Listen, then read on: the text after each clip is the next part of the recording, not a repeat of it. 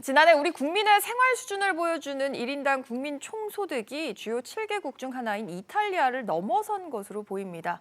아무래도 코로나19 충격이 순위에 영향을 미쳤다 이런 분석이 나오고 있습니다. 장가희 기자. 네, 장가입니다. 우리나라의 그러니까 1인당 GNI가 이탈리아를 추월한 것 같다고 추정이 된다고요. 네, 한국은행에 따르면 지난해 우리나라의 1인당 명목 GNI는 2019년보다 1.1% 감소한 3만 1,000달러 안팎으로 추정됩니다. 실질 성장률이 마이너스로 떨어진 데다 명목 성장률도 0% 초반대로 낮아지고 원달러 환율도 상승했기 때문인데요. 하지만 순위는 올라가서 이탈리아를 제칠 것으로 보이는데요. 코로나19에 따른 경제적 충격 때문입니다. 세계은행이 최근 3년간 평균 환율을 적용해 계산한 결과 지난 2019년 이탈리아의 1인당 GNI는 3만 4천 달러로 3만 3천 달러를 기록한 우리나라를 근소한 차로 앞섰습니다.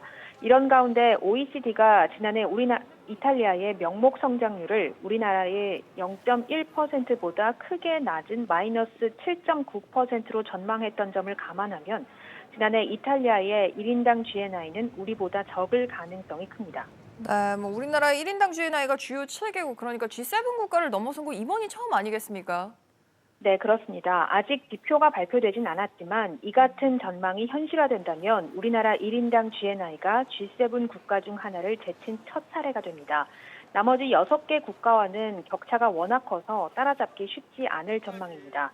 우리나라의 경제 규모 순위도 올라갈 전망인데요.